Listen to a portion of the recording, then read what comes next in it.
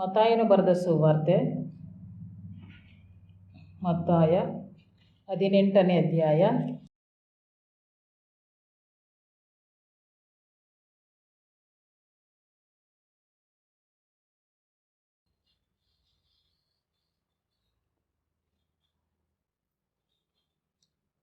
ಮತ್ತಾಯ 18 ಅಲ್ಲಿ ವಾಕ್ಯ ನಾವು ನೋಡಿಕೊಳ್ಳುವುದಾದರೆ ಅದು ಪೂರ್ತಿ ಒಂದು ಅಧ್ಯಾಯವಾಗಿ ನಾವು ನೋಡೋಣ. ಆದರೆ ಈಗ ನಮಗೆ ಬೇಕಾಗಿರುವಂಥ ಮಾತನ್ನು ಮಾತ್ರ ನಾವು ನೋಡಿಕೊಳ್ಳೋಣ. 32ರಿಂದ 34.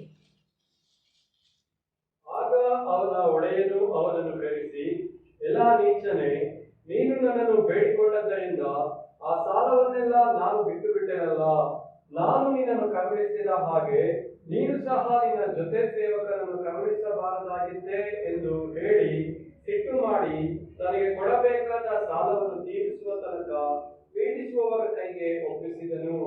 ನಿಮ್ಮಲ್ಲಿ ಪ್ರತಿಯೊಬ್ಬನು ತನ್ನ ಸಹೋದರನಿಗೆ ಮನಪೂರ್ವಕವಾಗಿ ಕ್ಷಮಿಸದೆ ಹೋದರೆ ಪರಲೋಕದಲ್ಲಿರುವ ನನ್ನ ತಂದೆಯು ನಿಮಗೆ ಹಾಗೆಯೇ ಮಾಡುವನು ಅಂದನು. ಹಲ್ಲೆಲೂಯಾ. ಸರಿ, ಪ್ರಾರ್ಥನೆ ಮಾಡೋಣ ಈ ಸಮಯದಲ್ಲಿ. ಮಹಾಪರಿಶುದ್ಧನಾದಂಥ ಪರಲೋಕದಲ್ಲಿರುವ ನನ್ನ ತಂದೆಯಾದಂಥ ದೇವರೇ, ಅಪ್ಪ ನಿನ್ನ ನಾಮಕ್ಕೆ ಸ್ತೋತ್ರ. ಈ ದಿನ ಪೀಡಿಸುವುದು ಅನ್ನುವಂಥ ತಲೆಬರಹದಲ್ಲಿ ಅಪ್ಪ ನಮ್ಮ ಸಂಗಡ ನೀನು ಮಾತನಾಡಲು ಸಿದ್ಧನಾಗಿದೆಯಲ್ಲ ದೇವರೇ, ನೀನು ತಾನೇ ಖುದ್ದಾಗಿ ಒಂದೊಂದು ವಾಕ್ಯ ಭಾಗಗಳನ್ನು ಒಂದೊಂದು ಮಾತುಗಳನ್ನು ಪ್ರೇರೇಪಿಸಿ ಕೊಟ್ಟಿರುವಾಗ ದೇವರೇ, ನೀನು ನುಡಿದಿದ್ದನ್ನು ಈ ಸಭೆಗೆ ಬೋಧಿಸುವಾಗ ದೇವರೇ, ಯಾರ್ಯಾರಿಗೆ ಕರ್ತನೆಯಪ್ಪ ಈ ಅಂಶಗಳು ದೇವರೇ ಹೃದಯಕ್ಕೆ ತಗ್ಗಲಿ, ತಮ್ಮ ಜೀವಿತವನ್ನು ಬದಲಾಯಿಸಿಕೊಳ್ಳಬೇಕು ರಾಜ. ಪ್ರತಿಯೊಬ್ಬರು ಕರ್ತನೆ ತಮ್ಮ ಜೀವಿತವನ್ನು ಬದಲಾಯಿಸಿಕೊಂಡು ನಿನಗೆ ಮಹಿಮೆ ತರುವಂಥ ಜೀವಿತವನ್ನು ಸಂಪಾದಿಸಿಕೊಳ್ಳುವಾಗೆ ಕರ್ತನೆ ನೀನು ತಾನೇ ಕೃಪೆ ತೋರಿಸು ಮತ್ತು ವಾಕ್ಯದ ರಹಸ್ಯಾರ್ಥಗಳನ್ನು ಗೋಚರಪಡಿಸಿ ನಡೆಸು ರಾಜ. ಬೋಧಿಸತಕ್ಕ ನನ್ನನ್ನು ಕೇಳಿಸಿಕೊಳ್ಳುವಂಥ ಈ ಸಭೆಯನ್ನು ಪವಿತ್ರಾತ್ಮನೇ ನಿನ್ನ ಹತೋಟಿಗೆ ಒಪ್ಪಿಸಿಕೊಡುತ್ತಾ ಇದ್ದಾನೆ. ನಿನ್ನ ಅಗ್ನಿ ಬೇಲಿಯಲ್ಲಿ ಬಚ್ಚಿಟ್ಟು ಮುನ್ನಡೆಸು ಮಹಿಮೆನೊಂದು ಯೇಸುವಿನ ನಾಮದಲ್ಲಿ ತಂದೆಯೇ, ಆಮೆನ್. ಹಲ್ಲೆಲೂಯಾ. ಇಲ್ಲಿ ವಾಕ್ಯ ಹೇಳ್ತಾ ಇರೋದೇನೆಂದರೆ, ಎಲ್ಲ ನೀಚನೆ ಏನಂತೆ, ಎಲ್ಲ ನೀಚನೆ. ಒಳ್ಳೆಯ ಶಬ್ದನ ಅದು. ದೇವ್ರ ಬಾಯಿಲಿ ಅಂತ ಮಾತನ್ನು ಕೇಳುವುದು ಒಳ್ಳೆ ಶಬ್ದವ? ಖಂಡಿತವಾಗಿಯೂ ಒಳ್ಳೆ ಶಬ್ದವಲ್ಲ. ಹಾಗಾದರೆ ಯಾಕೆ ಆ ಮಾತು ಅಲ್ಲಿ ಬರೆಯಲ್ಪಟ್ಟಿದೆ ಅನ್ನೋದಾದರೆ, ಹಿಂದಿನ ವಾಕ್ಯಗಳನ್ನು ನೀವು ಮನೇಲಿ ನೋಡ್ರಿ. ಅಲ್ಲಿ ವಾಕ್ಯ ಹೇಳುತ್ತೆ, ಕೋಟ್ಯಾಂತರ ರೂಪಾಯಿ ಸಾಲ ಮಾಡಿದಂಥ ಒಬ್ಬ ವ್ಯಕ್ತಿ, ಕೋಟ್ಯಾಂತರ ರೂಪಾಯಿ ಸಾಲ ಮಾಡಿದವನ ಬಳಿ 100 ವರಹಗಳನ್ನು ಸಾಲ ಮಾಡಿದಂಥ ಒಬ್ಬ ವ್ಯಕ್ತಿ. ಇಬ್ಬರೂ ಸಹ ಸಾಲಗಾರರೇ. ಕೋಟ್ಯಾಂತರ ರೂಪಾಯಿ ಸಾಲ ಮಾಡಿದವನು ಯಾರ ಬಳಿ ಮಾಡಿದ್ದಾನೆ? ರಾಜನ ಬಳಿ ಮಾಡಿದ್ದಾನೆ. 100 ರೂಪಾಯಿ ಸಾಲ ಮಾಡಿದವನು ಯಾರ ಬಳಿ ಮಾಡಿದ್ದಾನೆ? ಕೋಟಿ ರೂಪಾಯಿ ಯಾರ ಹತ್ರ ಇತ್ತೋ ಸಾಲ ಮಾಡಿದ್ನೋ ಆ ಸಾಲಗಾರನ ಬಳಿ 100 ರೂಪಾಯಿ ಸಾಲದವನು ಸಾಲವನ್ನು ತೆಗೆದುಕೊಂಡಿದ್ದಾನೆ. ಈಗ ಒಂದು ಸಮಯ ಬರುತ್ತೆ, ಅರಸನೇನು ಮಾಡ್ತಾನೆ, ಕೋಟ್ಯಾಂತರ ರೂಪಾಯಿ ಸಾಲ ಮಾಡಿದವನನ್ನು ತನ್ನ ಅರಮನೆಗೆ ಕರೆಸಿ, ನನಗೆ ಈಗಲೇ ನಿನ್ನ ಎಲ್ಲ ಹಣವನ್ನು, ನನ್ನ ಹಣವನ್ನು ಚುಕ್ತ ಮಾಡು ಅಂತ ಹೇಳಿ ಆತನನ್ನು ಕೇಳ್ತಾನೆ. ಕೇಳಿದಾಗ ಅವನೇನು ಮಾಡ್ತಾನೆ, 25ನೇ ವಚನ ನೋಡ್ರಿ. ಆ ಸಾಲ ತೀರಿಸುವುದಕ್ಕೆ ಅವನಲ್ಲಿ ಏನೂ ಇಲ್ಲದ್ದರಿಂದ ಅವನ ಒಡೆಯನು ಅವನನ್ನು, ಅವನ ಹೆಂಡತಿ ಮಕ್ಕಳನ್ನು, ಅವನ ಬದುಕೆಲ್ಲವನ್ನು ಮಾರಿ ಅದನ್ನು ತೀರಿಸಬೇಕೆಂದು ಅಪ್ಪಣೆ ಮಾಡಿದನು. ಆ ಸೇವಕನು ಅವನ ಕಾಲಿಗೆ ಬಿದ್ದು ಅವನಿಗೆ, ಒಡೆಯನೇ, ಸ್ವಲ್ಪ ತಾಳಿಕೋ, ನಿನ್ನದೆಲ್ಲ ನಾನು ಕೊಟ್ಟು ತೀರಿಸುತ್ತೇನೆಂದು ನಮಸ್ಕರಿಸಲಾಗಿ ಆ ಸೇವಕನ ಒಡೆಯನು ಕನಿಕರಪಟ್ಟು ಅವನನ್ನು ಬಿಡಿಸಿ ಆ ಸಾಲವನ್ನೆಲ್ಲ ಬಿಟ್ಟು ಬಿಟ್ಟನು. ಹಲ್ಲೆಲೂಯಾ. ಏನಾಗ್ತಾ ಇದೆ ಈಗ? ಅರಸನ ಸೇವಕರು ಹೋಗಿ ಕೋಟ್ಯಾಂತರ ರೂಪಾಯಿ ಸಾಲ ಮಾಡಿದವನನ್ನು ಹಿಡ್ಕೊಂಡು ಕರ್ಕೊಂಡು ಬರ್ತಾ ಇದ್ದಾರೆ. ನೀನೇನು ಮಾಡು, ನಿನ್ನ ಹೆಂಡತಿ, ನಿನ್ನ ಮಕ್ಕಳು, ನಿನ್ನ ಸಂಪತ್ತು ಎಲ್ಲವನ್ನು, ಆಸ್ತಿ ಪಾಸ್ತಿ ಏನಿದೆಯೋ ಅದೆಲ್ಲವನ್ನು ಮಾರಿ ನನಗೆ ಸಾಲವನ್ನು ತೀರಿಸು ಅಂತ ಕೇಳುವಾಗ ಈತನೇನು ಮಾಡ್ತಾ ಇದ್ದಾನೆ, ಅಡ್ಡ ಬಿದ್ದು ನಮಸ್ಕಾರ ಮಾಡಿ, ಅಪ್ಪ ನನಗೆ ಸ್ವಲ್ಪ ಸಮಯ ಕೊಡು, ನೀನು ಸ್ವಲ್ಪ ಸಮಾಧಾನವಾಗಿರು, ನಾನೇನು ಮಾಡ್ತೀನಿ, ನಿನ್ನ ಸಾಲವನ್ನು ತೀರಿಸ್ತೇನೆ ಅಂತ ಹೇಳಿ ಆತನನ್ನು ನಮಸ್ಕಾರ ಮಾಡಿ ಬೇಡಿಕೊಳ್ಳುವಂಥ ಸಮಯದಲ್ಲಿ ಆತನ ವಿಜ್ಞಾಪನೆ ಏನಾಗುತ್ತೆ, ಅರಸನ ಹೃದಯದಲ್ಲಿ ಒಂದು ಕನಿಕರವನ್ನು ಉಂಟು ಮಾಡುತ್ತೆ. ಆ ಕನಿಕರವನ್ನು ಉಂಟು ಮಾಡಿದಾಗ ಅವನೇನು ಮಾಡ್ತಾ ಇದ್ದಾನೆ, ಆತನನ್ನು ಸೇವಕರ ಕೈಯಿಂದ ಬಿಡಿಸಿ ಆತನ ಎಲ್ಲ ಸಾಲಗಳನ್ನು ಮನ್ನಾ ಮಾಡಿ, ಏನು ಮಾಡ್ತಾ ಇರೋದು, ಮನ್ನಾ ಮಾಡಿ ಹೋಗು ಅಂತ ಹೇಳಿ ಬಿಡಿಸಿ ಕಳಿಸ್ತಾ ಇದ್ದಾರೆ. ಈ ಬಿಡಿಸಿ ಕಳಿಸುವಂಥ ಸಮಯದಲ್ಲಿ ಈಗ ಕೋಟ್ಯಾಂತರ ರೂಪಾಯಿ ಸಾಲದವನು ಹೋಗ್ತಾ ಇದ್ದಾನೆ. ಹೋಗುವಂಥ ಸಮಯದಲ್ಲಿ ಈತನು ಯಾರಿಗೆ 100 ರೂಪಾಯಿ ಕೊಟ್ಟಿದ್ನೋ ಅವನೇನು ಮಾಡ್ತಾ ಇದ್ದಾನೆ, ಎದುರುಗಡೆ ಸಿಗ್ತಾ ಇದ್ದಾನೆ. ಎದುರುಗಡೆ ಸಿಕ್ಕಿದ ಕೂಡಲೇ ಈ ವ್ಯಕ್ತಿ ಏನು ಮಾಡ್ತಾ ಇದ್ದಾನೆ, ಕೋಟ್ಯಾಂತರ ರೂಪಾಯಿ ಸಾಲ ಮಾಡಿದವನು ಅವನನ್ನು ಹಿಡಿದು ಈಗಲೇ ನನ್ನ ಸಾಲವನ್ನು ತೀರಿಸು ಅಂತ ವಾಕ್ಯವನ್ನು ನೋಡ್ರಿ. 28ರಿಂದ ತರುವಾಯ ಆ ಸೇವಕನು ಹೊರಗೆ ಬಂದು ತನಗೆ 100 ಹಣ ಕೊಡಬೇಕಾದ ಒಬ್ಬ ಜೊತೆ ಸೇವಕನನ್ನು ಕಂಡು ಅವನನ್ನು ಹಿಡಿದು, ಎಲ್ಲ ನನ್ನ ಸಾಲವನ್ನು ತೀರಿಸು ಎಂದು ಹೇಳಿ ಕುತ್ತಿಗೆ ಹಿಸುಕಿದನು. ಆಗ ಅವನ ಜೊತೆ ಸೇವಕನು ಅವನ ಕಾಲಿಗೆ ಬಿದ್ದು, ಸ್ವಲ್ಪ ತಾಳಿಕೋ, ತೀರಿಸುತ್ತೇನೆ ಎಂದು ಬೇಡಿಕೊಂಡನು. ಆದರೆ ಅವನು ಒಪ್ಪದೆ ಹೊರಟು ಹೋಗಿ ಆ ಸಾಲ ತೀರಿಸುವ ತನಕ ಅವನನ್ನು ಸೆರೆಮನೆಯಲ್ಲಿ ಹಾಕಿಸಿದನು. ಸಾಕು. Hallelujah, hallelujah. ಈಗ ಏನು ಮಾಡ್ತಾ ಇದ್ದಾನೆ, 100 ಹಣ ಪಡೆದವನು ಇವನ ಸೇವಕ, ಜೊತೆ ಸೇವಕನು. ಅರಸನ ಬಳಿ ಇವರೆಲ್ಲ ಏನಾಗಿದ್ದಾರೆ, ಕೋಟಿ ರೂಪಾಯಿ ಸಾಲ ಮಾಡಿದವನು ಸೇವಕ, 100 ರೂಪಾಯಿ ಸಾಲ ಮಾಡಿದವನು ಸಹ ಸೇವಕ. ಇವರಿಬ್ಬರು ಒಂದೇ ಅರಮನೆಯಲ್ಲಿ ಕೆಲಸ ಮಾಡುವಂಥ ಜೊತೆ ಸೇವಕರುಗಳಾಗಿದ್ದಾರೆ. ಈಗ ಕೋಟ್ಯಾಂತರ ರೂಪಾಯಿ ಸಾಲ ಮಾಡಿದವನಿಗೆ ಏನಾಗಿದೆ, ಅರಸನ ಕಡೆಯಿಂದ ದಯೆ ದೊರಕಿದೆ, ಆತನ ಸಾಲಗಳು ಮನ್ನಾ ಆಗಿದೆ. ಆಯ್ತಪ್ಪ, ನಿನ್ನ ಹೆಂಡತಿ ಮಕ್ಕಳು ಏನೂ ಮಾರಬೇಡ, ಆಯಿತು ಹೋಗು, ನಾನು ಸಾಲ ಮನ್ನಾ ಮಾಡಿದ್ದೀನಿ ಅಂತ ಅರಸನು ಆತನ ಕೋಟ್ಯಾಂತರ ರೂಪಾಯಿ ಸಾಲವನ್ನು ಮನ್ನಾ ಮಾಡಿ ಕಳಿಸಿರುವಂಥ ಸಮಯದಲ್ಲಿ ಆತನು ಹೋಗುವಾಗ 100 ರೂಪಾಯಿ ಸಾಲ ಮಾಡಿದಿರುವಂಥ ಜೊತೆ ಸೇವಕನು ಸಿಕ್ಕಿದ ಕೂಡಲೇ ಅವನೇನು ಮಾಡ್ತಾ ಇದ್ದಾನೆ, ಕತ್ತಿಗೆ ಫಸ್ಟ್ ಕೈ ಹಾಕ್ತಾ ಇದ್ದಾನೆ. ಕತ್ತಿಗೆ ಕೈ ಹಾಕಿ ಕತ್ತನ್ನು ಹಿಸುತ್ತಾ ನನ್ನ ಸಾಲವನ್ನು ತೀರಿಸು ಅಂತ. ಅವನೇನು ಮಾಡ್ತಾ ಇದ್ದಾನೆ, ನನಗೊಂದು ಸ್ವಲ್ಪ ಸಮಯ ಕೊಡು, ನಾನು ಸಹ ನಿನ್ನ ಸಾಲವನ್ನು ತೀರಿಸ್ತೇನೆ. ಅವನು ಒಪ್ಕೊಳ್ಳಿಲ್ಲ. ಅವನೇನು ಮಾಡ್ತಾ ಇದ್ದಾನೆ, ಕರೆದುಕೊಂಡು ಹೋಗಿ ಸೆರೆಮನೆಯಲ್ಲಿ ಹಾಕಿಸ್ತಾ ಇದ್ದಾನೆ. Hallelujah, hallelujah. ಅರ್ಥ ಆಗ್ತಾ ಇದೆಯಾ? ಪರಲೋಕದಲ್ಲಿರುವಂಥ ತಂದೆಯಾದ ದೇವರು ನಮ್ಮ ಕೋಟ್ಯಾಂತರ ಪಾಪಗಳನ್ನು ಕ್ಷಮಿಸಿ ನಮ್ಮನ್ನು ಮನ್ನಾ ಮಾಡಿರುವಂಥ ಸಮಯದಲ್ಲಿ ನಾವೇನು ಮಾಡ್ತಾ ಇದ್ದೇವೆ, 100 ರೂಪಾಯಿ ಪಾಪದಂಥ ಕೇವಲವಾದಂಥ ಕ್ಷಣಿಕವಾದಂಥ ತಪ್ಪುಗಳನ್ನು ಇಟ್ಟುಕೊಂಡು ದ್ವೇಷ ಮಾಡುವಂಥದ್ದು, ಅಸೂಯೆ ಮಾಡುವಂಥದ್ದು, ಪೀಡಿಸುವಂಥ ಕಾರ್ಯಗಳನ್ನು ಮಾಡುವಾಗ ದೇವರೇನು ಮಾಡ್ತಾ ಇರ್ತಾರೆ, ಅದೆಲ್ಲವನ್ನು ಗಮನಿಸಿಕೊಳ್ತಾ ಇರ್ತಾರೆ. ಹಲ್ಲೆಲೂಯ. ಈಗ ಇದನ್ನು ಒಬ್ಬ ಸೇವಕ ಏನು ಮಾಡ್ದ, ರಾಜನಿಗೆ ಹೋಗಿ ಹೇಳ್ದ, ನಿನ್ನ ಹತ್ರ ಕೋಟ್ಯಾಂತರ ರೂಪಾಯಿ ಸಾಲ ಮಾಡಿದವನು ಬಂದಿದ್ನಲ್ಲಪ್ಪ, ನೀನು ಅವನೇನು ಮಾಡಿದೆ, ಅವ್ನು ಬೇಡ್ಕಂಡಂತ ನೀನು ಹೇಳಿ ಬಿಟ್ಕೊಟ್ಟೆ. ಆದರೆ ಅವನೇನು ಮಾಡ್ತಾ ಇದ್ದಾನೆ, ಬರೀ 100 ರೂಪಾಯಿ ಸಾಲದವನಿಗೆ ಕತ್ತನ್ನು ಹಿಸುಕಿ ಹಿಂಸೆ ಮಾಡಿ ಆತನ ಹೆಂಡತಿಯನ್ನು, ಆತನ ಮಕ್ಕಳನ್ನೆಲ್ಲ ಹಿಂಸೆ ಪಡಿಸ್ತಾ ಆತನನ್ನು ಜೈಲಿಗೆ ಹಾಕಿದ್ದಾನೆ ಅಂತ ಹೇಳುವಾಗ ಈಗ ಆತನ ಕರೆಸ್ಕೊಂಡು ಹೇಳುವಂಥ ಮಾತು, ಎಲ್ಲ ನೀಚನೇ, ನೀನು ನನ್ನನ್ನು ಬೇಡಿಕೊಂಡದ್ರಿಂದ ಆ ಸಾಲವನ್ನೆಲ್ಲ ನಾನು ಬಿಟ್ಟು ಬಿಟ್ಟೆನಲ್ಲ. ನಾನು ನಿನ್ನನ್ನು ಕರುಣಿಸಿದ ಹಾಗೆ ನೀನೇನು ಮಾಡಬೇಕಾಗಿತ್ತು, ಆತನನ್ನು ಕರುಣಿಸಬೇಕಾಗಿತ್ತು. ಹಾಗಾದರೆ ಯಾರೆಲ್ಲ ಪೀಡಿಸುವಂಥ ಆತ್ಮಕ್ಕೆ ಒಳಗಾಗಿದ್ದಾರೋ ದೇವರವ್ರಿಗೆ ಹೇಳುವಂಥ ಮಾತೇನೆಂದರೆ, ನಾನು ನಿಮ್ಮ ತಪ್ಪುಗಳನ್ನು, ನಿಮ್ಮ ಅಪರಾಧಗಳನ್ನು, ನಿಮ್ಮ ದ್ರೋಹಗಳನ್ನು ಕ್ಷಮಿಸಿದ ಹಾಗೆ ನೀವು ಸಹ ನಿಮ್ಮ ಜೊತೆಯವರ ಪಾಪಗಳನ್ನು, ನಿಮ್ಮ ಜೊತೆಯಲ್ಲಿರುವಂಥವರ ದ್ರೋಹಗಳನ್ನು ಯಾಕೆ ಕ್ಷಮಿಸಲಿಲ್ಲ? ಈಗ ದೇವರೇನು ಮಾಡ್ತಾ ಇದ್ದಾರೆ, ಅವ್ರನ್ನ ಯಾರ ಕೈಗೆ ಒಪ್ಪಿಸ್ಕೊಡ್ತಾ ಇದ್ದಾರೆ, ನೀನು ಅದನ್ನೆಲ್ಲ ತೀರಿಸುವ ತನಕ. ಯಾರ ಕೈಗೆ? ಪೀಡಿಸುವವರು. ಯಾರು ಪೀಡಿಸುವವರು? ದೇವದೂತರು ಪೀಡಿಸ್ತಾರ? ಅಶುದ್ಧಾತ್ಮಗಳು. ಅಶುದ್ಧಾತ್ಮಗಳೇನು ಮಾಡ್ತವೆ? ಪೀಡಿಸ್ತಾನೇ ಇರ್ತವೆ. ಅಶುದ್ಧಾತ್ಮಗಳಿಗೇನಿಲ್ಲ, ಅವಕ್ಕೂ ಅಂತ್ಯ ಇಲ್ಲ. ಈಗ ದೇವರೇನು ಮಾಡ್ತಾ ಇದ್ದಾರೆ, ಅಶುದ್ಧ ಆತ್ಮಗಳ ಕೈಗೆ ಅವ್ರನ್ನ ಒಪ್ಪಿಸಿಕೊಡುವಾಗ ಅಶುದ್ಧಾತ್ಮಗಳು ಪೀಡಿಸುವುದಕ್ಕೆ ಪ್ರಾರಂಭ ಮಾಡ್ತಾ ಇದ್ದಾರೆ. ಹಲ್ಲೆಲೂಯ. ಕಳೆದ ಭಾನುವಾರದಿಂದ ದೇವರು ಈ ಮಾತನ್ನು ಒಂದೊಂದಾಗಿ ಬರೀ ಪೀಡಿಸುವಂಥದ್ರ ಬಗ್ಗೆ ಟಾಪಿಕ್ ಎತ್ಕೊಂಡ್ರು. ಇನ್ನು ಸೋಮವಾರ ಮಂಗಳವಾರದಿಂದ ಒಂದೊಂದು ಕೆಲಸಗಳನ್ನು ಮಾಡುವಾಗಲೂ ಸಹ ದೇವರಾತ್ಮನ ಒಂದೊಂದು ವಾಕ್ಯಗಳನ್ನು ಕೊಟ್ಟು ಇದನ್ನು ಸಿದ್ಧಪಡಿಸಲಿಕ್ಕೆ ದೇವರು ಅನುಮತಿಯನ್ನು ಕೊಟ್ಟರು. ನಾನು ನೆನೆಸ್ಕೊಳ್ತಾ ಇದ್ದೆ, ಕಳೆದ ಭಾನುವಾರ ನಾವು ನೋಡಿರೋದೇನು, ಪವಿತ್ರಾತ್ಮನ ವರ್ಷ. ಪವಿತ್ರಾತ್ಮನ ಬಲ ಹೇಗಿರುತ್ತೆ, ದೇವರ ನಡೆಸುವಿಕೆ ಹೇಗೆಲ್ಲ ಇರುತ್ತೆ, ಅದನ್ನೆಲ್ಲ ನಾವು ನೋಡಿದ್ಮೇಲೆ ಈ ವಾರ ನಾವೇನು ನೋಡಬೇಕು, ತಿರುಗಿ ಪವಿತ್ರಾತ್ಮನ ಮುಂದುವರೆದ ಕಾರ್ಯಗಳನ್ನು, ದೇವರ ಆಶೀರ್ವಾದಗಳನ್ನು ನಾವು ನೋಡಬೇಕಾಗಿತ್ತು. ಆದರೆ ದೇವರು ಈ ಮಾತನ್ನು ಹೇಳ್ತಾ ಇದ್ದಾರೆ ಅಂತಂದರೆ ಎಲ್ಲೋ ಏನೋ ವ್ಯತ್ಯಾಸಗಳು ದೇವರ ದೃಷ್ಟಿಯಲ್ಲಿ ಆಗ್ತಾ ಇದೆ ಎಂಬುದು ಸತ್ಯ. ಹಲ್ಲೆಲೂಯಾ.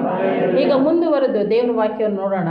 ಈಗ ದೇವ್ರೇನು ಮಾಡಿದ್ರು, ಇದು ಅರಸನೇನು ಮಾಡ್ದ, ಪೀಡಿಸುವವರ ಕೈಗೆ ಒಪ್ಪಿಸಿಕೊಟ್ಟರು. ಈ ದಿನದ ಧ್ಯಾನಾಂಶ ಪೀಡಿಸುವುದು. ಏನು? ಪೀಡಿಸುವುದಂದ್ರೇನು?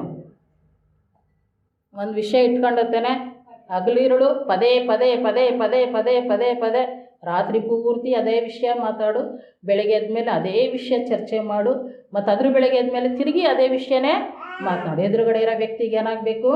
ನೀವು ಸಂಸೋನ ಡೆಲಿಲಳ ವಿಷಯದಲ್ಲಿ ನೋಡೋದಾದರೆ ಡೆಲಿಲಳು ಏನು ಮಾಡ್ತಾಳೆ, ನಿನ್ನ ಈ ತಲೆ ಕೂದಿದೆನೋ, ನಿನ್ನ ಶಕ್ತಿಯ ರಹಸ್ಯ ಏನು, ನಿನ್ನ ಬಲದ ರಹಸ್ಯ ಏನು, ನಿನ್ನ ಪರಾಕ್ರಮದ ರಹಸ್ಯ ಏನು, ನೀನು ನನ್ನ ಮೇಲೆ ಪ್ರೀತಿ ಇಟ್ಟಿದ್ರೆ ನೀನು ಹೇಳಲ್ವಾ ಅಂತ ಹೇಳಿ ಹಿಂಸೆ ಪಡಿಸ್ತಾ ಇರ್ತಾರೆ. ಸಂಸೋನನಿಗೆ ವಾಕ್ಯ ಹೇಳುತ್ತೆ, ಆತನಿಗೆ ಸಾಯುವಷ್ಟು ಬೇಸರವಾಯಿತು. ಹಲ್ಲೆಲೂಯಾ. ಪೀಡಿಸುವುದು ಅಂದರೆ ಎದುರುಗಡೆ ಇರುವಂಥ ವ್ಯಕ್ತಿಗೆ ತನ್ನ ಜೀವಿತದ ಮೇಲೆ ಬೇಸರ ಆಗಿಬಿಡಬೇಕು. ಆ ಮಟ್ಟಿಗೆ ಪೀಡಿಸುವಂಥ ಕಾರ್ಯ, ಒತ್ತಾಯಪಡಿಸುವಂಥದ್ದು, ಬಲಪಡಿಸುವುದು, ಮಾತಿನಲ್ಲಿ ಹಿಂಸೆ ಪಡಿಸುವಂಥ ಕಾರ್ಯಗಳು, ಈ ಕಾರ್ಯಗಳಲ್ಲಿ ಜರುಗ್ತಾ ಇರ್ತಾರೆ. ಈಗ ದೇವರು ಇದನ್ನೆಲ್ಲ ಏನು ಮಾಡ್ತಾ ಇರ್ತಾರೆ? ಖುದ್ದಾಗಿ ನೋಡ್ತಾ ಇರ್ತಾರೆ. ಈಗ ಮತ್ತೆ ಒಂದು ದೇವ್ರ ವಾಕ್ಯವನ್ನು ನೋಡೋಣ. ಅಲ್ಲಿ ವಾಕ್ಯ ಏನು ಹೇಳುತ್ತೆ ಅಂದರೆ, ಸೌಲನಾದಂಥ ರಾಜನು, ಆತನು ದೇವರಾತ್ಮನಿಂದ ತುಂಬಿಸಲ್ಪಟ್ಟವನಾಗಿದ್ದನು. 2 ವರ್ಷಗಳ ಕಾಲ ಮಾತ್ರವೇ ಆತನು ಏನಾಗಿದ್ದ? ದೇವರಿಗೆ ವಿಧೇಯನಾದ ರಾಜನಾಗಿದ್ದ. 2 ವರ್ಷಗಳು ಕಳೀತು. ದೇವರು ಆತನಿಗೆ ಒಂದು ಯುದ್ಧವನ್ನು ಕೊಡ್ತಾರೆ. ನೀನು ಹೋಗಿ ಅಮಲೇಕ್ಯರನ್ನು ನಾಶಪಡಿಸಬೇಕು, ಆತನ ರಾಜನನ್ನು ಕತ್ತಿಯಿಂದ ಸಂಹಾರ ಮಾಡಬೇಕು ಅಂತ. ಯಾಕೆ ಅಂದರೆ ವಿಮೋಚನಾ ಕಾಂಡದಲ್ಲೇ ದೇವರು ಒಂದು ಅಪ್ಪಣೆಯನ್ನು ಮಾಡಿದರು, ಅಮಲೇಕ್ಯರಿಗೂ ನನಗೂ ಯಾವಾಗಲೂ ಯುದ್ಧ ಇರುತ್ತೆ, ನನ್ನ ಸಿಂಹಾಸನದ ಮೇಲೆ ಆಣೆ ಅಂತ ಹೇಳಿದರು. ಯಾಕೆ? ಇಸ್ರಾಯೇಲ್ಯರನ್ನು ಅವರು ಗೊತ್ತು ಗುರಿ ಇಲ್ಲದೆ ನಡೆದುಕೊಂಡು ಹೋಗೋಂಥ ಸಮಯದಲ್ಲಿ ಬಲಹೀನರನ್ನು ಅಮಲೇಕ್ಯರು ಹೊಡೆದು ಸಾಯಿಸಿರ್ತಾರೆ, ಹಿಂಸೆ ಮಾಡಿರ್ತಾರೆ, ಯುದ್ಧಕ್ಕೆ ಸಿದ್ಧತೆ ಇಲ್ಲದಂಥ ಜನರ ಮೇಲೆ ಯುದ್ಧವನ್ನು ಮಾಡಿರ್ತಾರೆ. ತನ್ನ ಜನರ ಮೇಲಣ ಅಭಿಮಾನದಿಂದ ದೇವರೇನು ಮಾಡಿದ್ರು? ಆ ಒಂದು ಆಜ್ಞೆಯನ್ನು ಮಾಡಿರ್ತಾರೆ, ಪ್ರತಿಜ್ಞೆಯನ್ನು ಮಾಡಿರ್ತಾರೆ. ಈ ಪ್ರತಿಜ್ಞೆ ಯಾರಿಗೋಸ್ಕರ ಮಾಡಿದ್ದು? ಇಸ್ರಾಯೇಲ್ಯರಿಗೋಸ್ಕರ. ಹಲ್ಲೆಲೂಯಾ. ಈ ಪ್ರತಿಜ್ಞೆಯನ್ನು ನೆರವೇರಿಸಬೇಕಾಗಿರೋದು ಯಾರು? ಇಸ್ರಾಯೇಲ್ರು. ದೇವರ ಚಿತ್ತಾನುಸಾರವಾಗಿ ಇಸ್ರಾಯೇಲ್ರು ಅದನ್ನು ನೆರವೇರಿಸಬೇಕು. ಸೌಲನಿಗೆ ದೇವರು ಅಪ್ಪಣೆ ಕೊಡ್ತಾರೆ, ಹೋಗು ಅಮಲೇಕ್ಯರ ಮೇಲೆ ನೀನು ಯುದ್ಧ ಮಾಡಿ ಎಲ್ಲವನ್ನು ಸಂಹಾರ ಮಾಡು ಅಂತ. ಸೌಲನ್ ಏನು ಮಾಡ್ತಾನೆ? ಹೋಗ್ತಾನೆ, ಯುದ್ಧವನ್ನು ಮಾಡ್ತಾನೆ, ಬಲಹೀನರನ್ನು ನಾಶಪಡಿಸ್ತಾನೆ, ಹೆಣ್ಣು ಮಕ್ಕಳನ್ನು ಸೆರೆ ಹಿಡಿತಾನೆ, ಉತ್ತಮವಾದಂಥ ಪಶುಗಳನ್ನೆಲ್ಲ ಸೆರೆ ಹಿಡಿತಾನೆ, ಶ್ರೇಷ್ಠವಾದ ಬಂಗಾರಗಳನ್ನೆಲ್ಲ ಹೊತ್ಕೊಂಡು ಬರ್ತಾನೆ, ರಾಜನನ್ನು ತನ್ನ ರಥದಲ್ಲಿ ಕೂರಿಸಿಕೊಂಡು ಬರುತ್ತಾನೆ. ಹಲ್ಲೆಲೂಯಾ. ಇದು ದೇವರಿಗೆ ತುಂಬ ಕೋಪವನ್ನು ತರಿಸುತ್ತೆ. ಇದಾದ ಮೇಲೆ ದೇವರೇನು ಮಾಡ್ತಾರೆ? ಆತನನ್ನು ರಾಜನ ಸ್ಥಾನದಿಂದ ತಳ್ಳಿಬಿಡ್ತಾರೆ. ಹಲ್ಲೆಲೂಯಾ. ಅಂದರೆ ಆತನ ರಾಜನಾಗಿರ್ತಾನೆ, ಆದರೆ ರಾಜನ ಅಭಿಷೇಕ ಅವನಲ್ಲಿ ಇಲ್ಲ. ಈಗ ದೇವರೇನು ಮಾಡ್ತಾರೆ? ದಾವೀದನನ್ನು ಆರಿಸಿಕೊಳ್ತಾರೆ ರಾಜನಾಗಿ. ಆತನ ಇನ್ನೂ ಚಿಕ್ಕವನಾಗಿರೋಂಥ ಸಮಯದಲ್ಲಿ ಆತನಿಗೆ ಅಭಿಷೇಕ ಉಂಟಾಗುತ್ತೆ. ಆದರೆ ಈಗ ಸೌಲನ ಮೇಲೆ ಯಾವ್ದು ಬರುತ್ತೆ? ಅಶುದ್ಧಾತ್ಮ. ಅಶುದ್ಧಾತ್ಮ ಏನು ಮಾಡ್ತಾ ಇರುತ್ತೆ? ಬಂದು ಆತನನ್ನು ಪೀಡಿಸ್ತಾ ಇರುತ್ತೆ. ಅಶುದ್ಧಾತ್ಮ ಪೀಡಿತಕ್ಕೆ ಒಳಗಾದಂಥ ಸೌಲನಿಗೆ ಸಮಾಧಾನ ಇಲ್ಲ. ಆತನು ಕೂಗಾಡ್ತಾ ಇರ್ತಾನೆ, ಕಿರ್ಚಾಡ್ತಾ ಇರ್ತಾನೆ, ಆತನು ಕತ್ತಿಯನ್ನು ತಗೊಂಡು ಬೀಸ್ತಾ ಇರ್ತಾನೆ. ಹಲ್ಲೆಲೂಯಾ.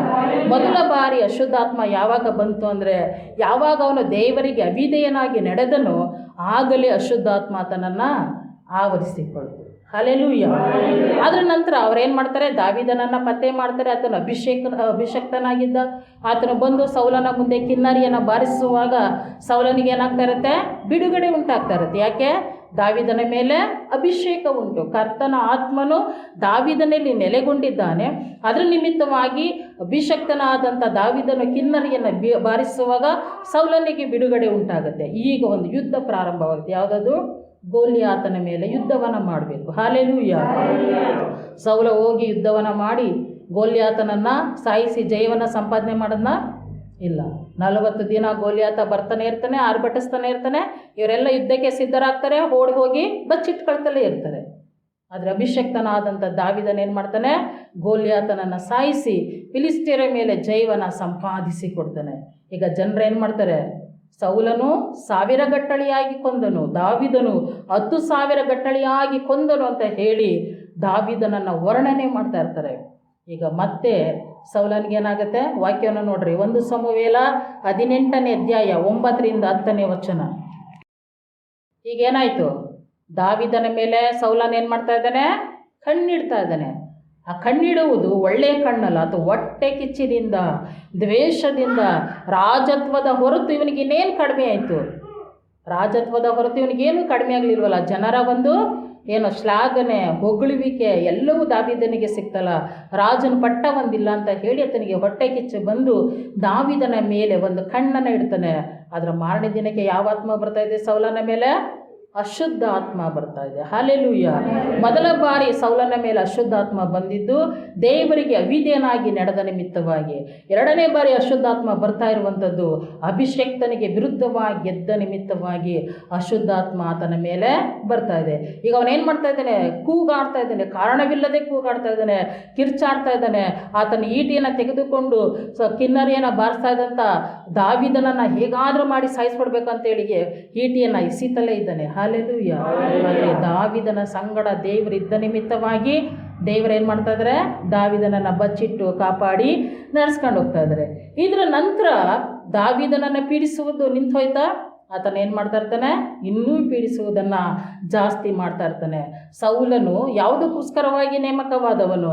ತನ್ನ ರಾಜ್ಯವನ್ನು ಉತ್ತಮವಾದ ಆಡಳಿತ ಮಾಡಬೇಕು ಅನ್ನೋದಕ್ಕಾಗಿ, ದೇಶವನ್ನು ಕಾಪಾಡುತ್ತಾ ಇಸ್ರಾಯೇಲರನ್ನು ಸಂರಕ್ಷಣೆ ಮಾಡಬೇಕು ಅನ್ನೋದಕ್ಕೋಸ್ಕರವಾಗಿ ಆತನನ್ನು ದೇವರು ರಾಜನಾಗಿ ಆರಿಸಿ ತೆಗೆದುಕೊಂಡರು. ಆದರೆ ರಾಜನಾದಂಥ ಸೌಲನು ಆತನೇನು ಮಾಡ್ತಾ ಇದ್ದಾನೆ? ತನ್ನ ದೇಶದ ಆಡಳಿತಕ್ಕಿಂತಲೂ ಜನರ ಹಿತಚಿಂತನೆಗಿಂತಲೂ ದಾವೀದನನ್ನು ಹಿಂಸೆ ಪಡಿಸುವುದೇ ಆತನಿಗೇನಾಗಿತ್ತು?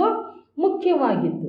ಇದರ ನಿಮಿತ್ತವಾಗಿ ಆತನೇನು ಮಾಡ್ತಾನೆ? ಹಗಲು ಇರುಳು ದಾವೀದನ ಜೀವನ ತೆಗೆಯುವುದಕ್ಕಾಗಿ ಆತನು ಹೋರಾಟವನ್ನು ಮಾಡ್ತಾನೆ ಇರ್ತಾನೆ, ಓಡ್ತಾನೆ ಇರ್ತಾನೆ. ಇದರ ನಿಮಿತ್ತವಾಗಿ ಸೌಲನಿಗೇನಿಲ್ಲ? ಸಮಾಧಾನವಿಲ್ಲ. ಮತ್ತೆ ಯುದ್ಧಗಳ ಪ್ರಾರಂಭ ಆಗುತ್ತೆ. ಆತನಿಗೆ ಅಭಿಷೇಕ ಇಲ್ಲ, ಆತನ ಮೇಲೆ ಅಭಿಷೇಕ ಇಲ್ಲ, ಪವಿತ್ರಾತ್ಮನ ನಡೆಸುವಿಕೆ ಇಲ್ಲ. ಸತ್ತು ಹೋಗಿರುವಂಥ ಸಮುವೇಲನ ಏನು ಮಾಡ್ತಾನೆ? ಆತನು ಹೋಗಿ ಕಣಿ ಹೇಳುವವರ ಮುಖಾಂತರವಾಗಿ ಸಮುವೇಲನ ಹತ್ರ ಪ್ರವಾದನೆ ಕೇಳಬೇಕು ಅನ್ಕೊಂಡು ಹೋಗ್ತಾನೆ. ಯಾಕೆಂದರೆ ನಿರೀಕ್ಷೆ ಇಲ್ಲ, ನಂಬಿಕೆ ಇಲ್ಲ, ಸಮಾಧಾನ ಇಲ್ಲ. ಹಲ್ಲೆಲೂಯಾ. ಇದು ಸೌಲನ ದುರ್ಗತಿಗಳು. ಆದರೆ ದಾವೀದ ಏನಾಗ್ತಾನೆ? ಸೌಲನು ಬೆನ್ನಟ್ಟಿ ಹೋದ ಹಾಗೆಲ್ಲ ಆತನೇನು ಮಾಡ್ತಾನೆ? ಅರಣ್ಯದಲ್ಲಿ ಓಡ್ತಾನೆ ಇರ್ತಾನೆ. ಓಡುವಂಥ ಸಮಯದಲ್ಲಿ ಆತನಿಗೆ ಅನೇಕ ಜನರು ಕಾಡಿನಲ್ಲೇ ಬಂದು ಆತನ ಗುಂಪನ್ನು ಸೇರಿಕೊಳ್ಳುವಂಥ ಸಮಯದಲ್ಲಿ ಇಡೀ ಕಾಡುಗಳನ್ನು ಆತನು ಅಧ್ಯಯನ ಮಾಡ್ಕೊಳ್ಳುವ ರೀತಿಯಲ್ಲಿ ಕಾರ್ಯ ಆಗುತ್ತೆ. ಎಲ್ಲಿ ಬೆಟ್ಟಗಳು, ಎಲ್ಲಿ ಗುಹೆಗಳು, ಎಲ್ಲಿ ಗವಿಗಳು, ಎಲ್ಲಿ ದಟ್ಟವಾದಂಥ ಅರಣ್ಯಗಳಿದೆ ಅವೆಲ್ಲವನ್ನು ಆತನೇನು ಮಾಡ್ತಾನೆ? ತಿಳಿದುಕೊಳ್ತಾನೆ. ಯುದ್ಧ ವಿದ್ಯೆಯನ್ನು ಕಲಿತಾನೆ. ಯಾಕೆಂದರೆ ಸೌಲನು ಈಗ ಬರ್ತಾನೋ ಆಗ ಬರ್ತಾನೋ ಅಂತ ಆತನ ಏನು ಮಾಡ್ತಾ ಇರ್ತಾನೆ? ಯಾವಾಗಲೂ ಎಚ್ಚರಿಕೆಯಿಂದ ಜೀವಿತವನ್ನು ಕಳೀತಾ ಇರ್ತಾನೆ. ಆ ಎಚ್ಚರಿಕೆ ಏನು ಮಾಡುತ್ತೆ? ಆತನಿಗೆ ಹೆಚ್ಚಾದ ಸೂಕ್ಷ್ಮ ಜ್ಞಾನವನ್ನು ಕೊಡುತ್ತೆ. ಅದಕ್ಕೆ ಆತನ ಹೇಳೋದು, ನೀನು ನನಗೆ ಯುದ್ಧ ವಿದ್ಯೆಯನ್ನು, ನನ್ನ ಬೆರಳುಗಳಿಗೆ ಕಾಳಗವನ್ನು ಕಲಿಸಿದ್ದಿ ಅಂತ. ಹಲ್ಲೆಲೂಯಾ. ಈ ಎಲ್ಲ ಒಂದು ಕಲೆಗಳನ್ನು ಆತನು ಏನು ಮಾಡ್ತಾ ಇರ್ತಾನೆ? ತನ್ನ ಪ್ರಾಣವನ್ನು ಉಳಿಸಿಕೊಳ್ಳುವುದಕ್ಕೋಸ್ಕರ ಓಟವನ್ನು ಓಡ್ತಾ ದೇವರು ಅದರ ಮಧ್ಯವೇ ಆತನನ್ನು ಒಂದು ದೊಡ್ಡ ಯುದ್ಧ ವೀರನಾಗಿ ಆತನನ್ನು ದೇವರು ಮಾರ್ಪಡಿಸ್ತಾರೆ. ಹಲ್ಲೆಲೂಯಾ. ಆತನು ಓಡ್ತಾ ಒಂದೊಂದು ಜಾಗದ ಹರಿವು ಆತನಿಗೆ ಉಂಟಾಯ್ತಾ ಬಂತು. ಆತನು ಓಡ್ತಾ ಆತನ ಒಂದು ಸೇನೆ ಏನಾಯಿತು? ವಾಕ್ಯವನ್ನು ನೀವು ನೋಡೋದಾದರೆ ದಾವೀದನ ಸೈನ್ಯವು ದೇವ ಸೈನ್ಯದಷ್ಟು ದೊಡ್ಡದಾಯಿತು. ಯಾರ ಹತ್ರ ಸೇನೆ ಇರಬೇಕು? ರಾಜನ ಹತ್ರನ? ಕಾಡಿನಲ್ಲಿ ಇರೋವನ ಹತ್ರನ? ರಾಜನ ಹತ್ರ ಸೇನೆ ಇರಬೇಕಾಗಿತ್ತು. ಆದರೆ ಕಾಡಿನಲ್ಲಿರುವಂಥ ದಾವೀದನ ಬಳಿ ದೊಡ್ಡ ಸೈನ್ಯ ಇದೆ. ರಾಜನ ಏನು ಮಾಡ್ತಾ ಇದ್ದಾನೆ? ಅಲ್ಪ ಸೈನ್ಯವನ್ನು ಇಟ್ಟುಕೊಂಡುತ್ತಾನೆ. ದಾವೀದನನ್ನು ಸಾಯಿಸೋದಕ್ಕೆ ಹೊಂಚಾಗ್ತಾ ಇದ್ದಾನೆ. ಮತ್ತು ದೇವರ ದಯೆ ದಾವೀದನ ಮೇಲೆ ಅಪರಿಮಿತವಾಗಿ ನೆಲೆಗೊಳ್ಳುತ್ತೆ. ಹಲ್ಲೆಲೂಯಾ. ಅಂತ್ಯದಲ್ಲಿ ಏನಾಗುತ್ತೆ? ಪೀಡಿಸುವಂಥ ಸೌಲನು ಘೋರವಾದ ಮರಣಕ್ಕೆ ಒಳಗಾಗ್ತಾನೆ. ಘೋರವಾದ ಮರಣ. ಯಾವ ರೀತಿ ಮರಣ ಗೊತ್ತಾ? ಆತನ ತಲೆಯನ್ನು ಕತ್ತರಿಸಿ ಅದನ್ನು ತೆಗೆದುಕೊಂಡು ವಿಗ್ರಹಾರಾಧನೆಯ ಗರ್ಭದ ಗುಡಿಗಳ ಮುಂದೆ ನೇತು ಹಾಕ್ತಾರೆ. ಹಲ್ಲೆಲೂಯಾ. ಆತನು ರಾಜನಾಗಬೇಕಾದ್ರೆ ಎಂಥ ಶ್ರೇಷ್ಠವಾದ ಆಶೀರ್ವಾದ, ಎಂಥ ಶ್ರೇಷ್ಠವಾದ ಅಭಿಷೇಕ. ಆತನ ತಲೆ ಎಲ್ಲ ಇಸ್ರಾಯೇಲರಿಗಿಂತ ಉನ್ನತವಾಗಿರುತ್ತೆ. ಆತನು ಅಡಗಿಕೊಂಡಿದ್ರೂ ಸಹಿತವಾಗಿ ಆತನ ತಲೆ ಕಾಣಿಸ್ತಾ ಇರುತ್ತೆ. ಆತನು ಸಮುವೇಲನ್ನು ಅಭಿಷೇಕಿಸಿದಂಥ ಮೊದಲನೆಯ ರಾಜ. ಅದಕ್ಕೆ ಸೌಲನ ವಿಷಯದಲ್ಲಿ ಎಲ್ಲ ವೇದ ಪಂಡಿತರು ಹೇಳೋದೇನೆಂದರೆ, ಸುಂದರವಾದ ಪ್ರಾರಂಭ, ಘೋರವಾದ ಅಂತ್ಯ. ಹಲ್ಲೆಲೂಯ. ಆತನು ದೇವರ ಆತ್ಮನಿಂದಲೂ ನಡೆಸಲ್ಪಡ್ತಾ ಇದ್ದ, ಅಶುದ್ಧಾತ್ಮನಿಂದನೂ ನಡೆಸಲ್ಪಡ್ತಾ ಇದ್ದ. ಅಶುದ್ಧಾತ್ಮನಿಂದ ತುಂಬಿಸಲ್ಪಟ್ಟವನು ರಾಮ ಮಠಕ್ಕೆ ದಾವಿದ ಇದ್ದಾನೆ ಅಂತ ಹೋದ ಕೂಡಲೇ ಅಲ್ಲೂ ಸಹಿತವಾಗಿ ಆತನ ಏನಾಗ್ತಾನೆ, ದೇವರಾತ್ಮನಿಂದ ತುಂಬಿಸಲ್ಪಡ್ತಾನೆ. ಎರಡು ಆತ್ಮಗಳಿಂದ ನಡೆಸಲ್ಪಟ್ಟು ಆತನ ಏನಾಗ್ತಾನೆ, ದೇವರ ಚಿತ್ತಕ್ಕೆ ಒಳಗಾಗದೆ ತನ್ನ ಒಂದು ಹೊಟ್ಟೆ ಕಿಚ್ಚಿಗೆ ಒಳಗಾಗಿ, ತನ್ನ ಒಂದು ಅನುಮಾನಗಳಿಗೆ ಒಳಗಾಗಿ, ತನ್ನ ಒಂದು ದುರ್ನೀತಿಗೆ ಒಳಗಾಗಿ, ರಾಜನ ಮೇಲೆ ದೇವರ ದಯೆ ಇತ್ತು ಅಂದರೆ ಆತನ ಇಡೀ ಸಂತಾನಕ್ಕೆ ಹರಿದು ಬರಬೇಕು. ಆದರೆ ತನ್ನ ಸಂತಾನ ಏನಾಗುತ್ತೆ, ವಾಕ್ಯವನ್ನು ನೀವು ನೋಡೋದಾದರೆ ಸೌಲನ ವಂಶ ಅದು ದುರ್ಬಲವಾಗುತ್ತಾ ಬಂತು ಅಂತ ದೇವ್ರ ವಾಕ್ಯ ಹೇಳುತ್ತೆ. ಹಲ್ಲೆಲೂಯ. ಈಗ ದಾವೀದನಿಗೆ ಏನಾಗುತ್ತೆ, ಆತನು ಮಹಾರಾಜನಾಗಿ ನಿಲ್ತಾನೆ. ಪೀಡಿಸಲ್ಪಟ್ಟವನು ಮಹಾರಾಜನಾಗಿ ನಿಂತನು, ಪೀಡಿಸಿದವನು ಸರ್ವನಾಶನವನ್ನು ಹೊಂದಿಕೊಳ್ತಾನೆ. ಒಂದೇ ದಿನದಲ್ಲಿ ಅಪ್ಪ ಮಗ ಇಬ್ಬರು ಸಾಯ್ತಾರೆ. ಅದು ಹೇಗೆ, ನಾನು ಸುನ್ನತಿಲ್ಲದವರ ಕೈಲಿ ಸಾಯ್ಬೇಕಲ್ಲ ಅಂತ ಹೇಳಿ ಕತ್ತಿಯನ್ನು ನೆಲಕ್ಕೆ ಚಾಚಿ ಇಟ್ಟು ಅದರ ಮೇಲೆ ಆತನು ಬೀಳ್ತಾನೆ. ಬಿದ್ದರೂ ಸಹಿತವಾಗಿ ಆತನಿಗೆ ಜೀವ ಹೋಗಲ್ಲ. ಆಗ ಒಬ್ಬ ಅಮಾಲ್ಯಕನು ಬಂದು ಆತನ ತಲೆಯನ್ನು ಕತ್ತರಿಸುವಂಥದ್ದು. Hallelujah, hallelujah. ಹಾಗಾದರೆ ಯಾರೆಲ್ಲ ಪೀಡಿಸುವಂಥ ದುರಾತ್ಮಕ್ಕೆ ಒಳಗಾಗಿದ್ದೀರೋ ನೀವೇನು ಮಾಡಬೇಕು, ದೇವರೇ ಈ ಪೀಡಿಸುವ ದುರಾತ್ಮದಿಂದ ನನ್ನನ್ನು ಬಿಡಿಸು. ಯಾಕೆಂದರೆ ಪೀಡಿಸುವಂಥ ಆತ್ಮಕ್ಕೆ ಒಳಗಾಗಿರುವಾಗಲೂ ಸೌಲನೆಲ್ಲಿದ್ದ, ಅರಮನೆಯಲ್ಲೇ ಇದ್ದ. ಸೌಲನ ಜೊತೆಯಲ್ಲಿ ಆತನ ಜೊತೆ ಸೇವಕರಿದ್ದರು, ಆತನ ಹೆಂಡತಿ ಮಕ್ಕಳು ಎಲ್ಲರೂ ಇದ್ದರು.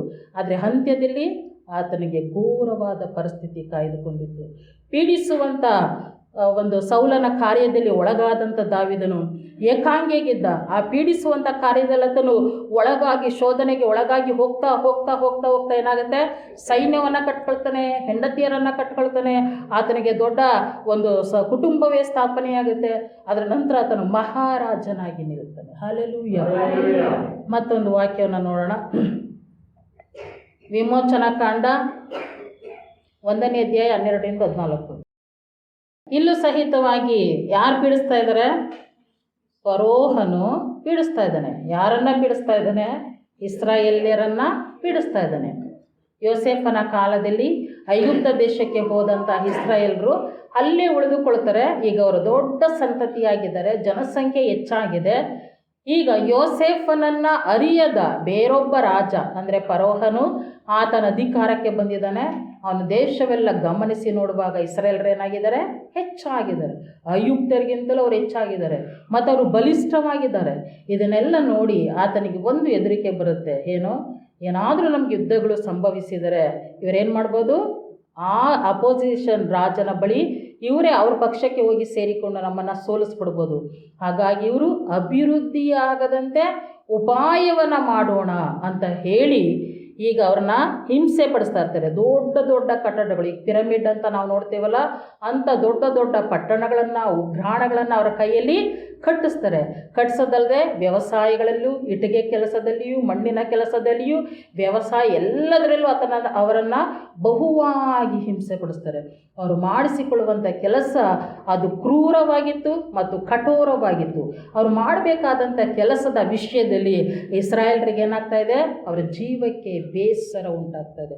ಅಪ್ಪ, ಇಂಥ ಒಂದು ಜೀವಿತನ ನಾವು ಜೀವಿಸ್ಬೇಕಾ, ನಮಗೆ ಜೀವಿತವೇ ಬೇಡ ಸ್ವಾಮಿ, ಎಷ್ಟೊಂದು ಹಿಂಸೆ ಆಗ್ತಾ ಇದೆ ಅಂತ ಹೇಳಿ ಅವ್ರೇನು ಮಾಡ್ತಾ ಇದ್ದಾರೆ, ಬೇಸರ ಪಡಿಸ್ಕೊಳ್ತಾ ಇದ್ದಾರೆ.